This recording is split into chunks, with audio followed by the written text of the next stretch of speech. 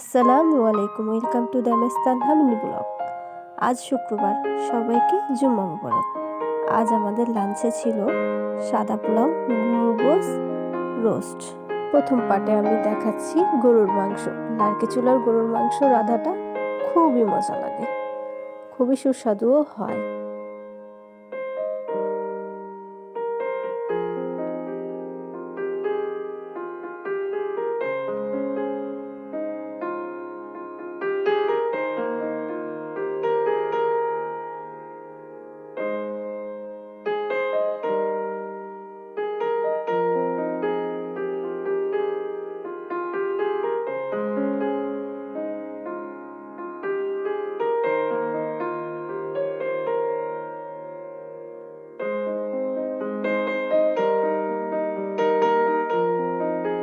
ভিডিওটি ভালো লাগলে লাইক, কমেন্ট অ্যান্ড সাবস্ক্রাইব করে দিবেন।